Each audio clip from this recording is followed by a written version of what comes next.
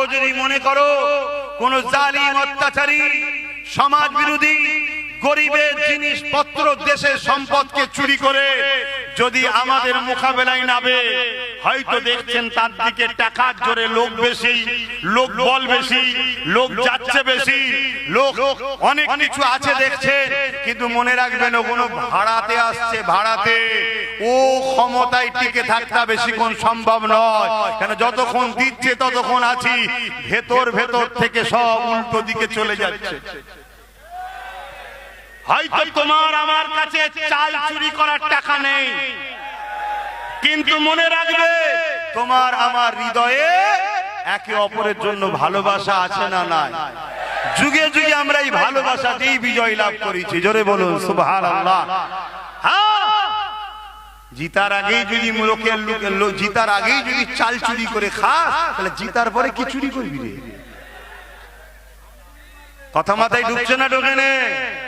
একটু পরিবর্তন হন, সাবধান হয়ে চলে। আমার কথায় কষ্ট নিচ্ছে, হ্যাঁ কষ্ট নিচ্ছে।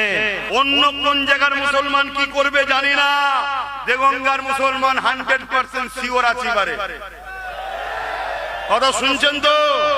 ভুল করবেন না, আর একটা নওশাদ সিদ্দিকী হয়ে যাবে, চিন্তার কোনো কারণ নেই। একটু বুঝে বুঝে কাজ করা দরকার আছে না? না, এই যে পাশে নদিয়ায় আর একজন ফোরপাস মানবরূপী পশু কি বললো? কোরআনের সূরা তাওবার 5 নম্বর আয়াতে নাকি হিংসা ছড়ায়।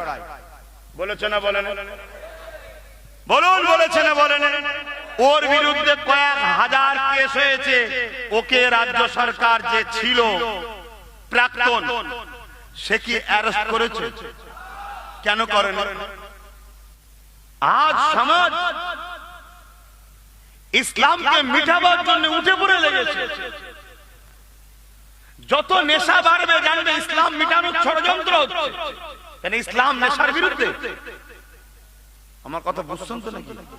তাহলে যারা নেশাকে প্রমোট করে তারা ইসলামের পক্ষে না বিরুদ্ধে? এটা আওয়াজ দেবেন ভাই। তাহলে আমরা যদি তাদের পক্ষে দাঁড়াই, তাহলে আমরা কি ইসলামের পক্ষে না বিরুদ্ধে? যদি আমরা নেশাকে যারা প্রমোট করছে, নেশাকে যারা প্রতিষ্ঠিত করছে, যারা যুব সমাজের ভবিষ্যৎকে নষ্ট করে নেশায় আসক্ত করছে, এদের ভবিষ্যৎকে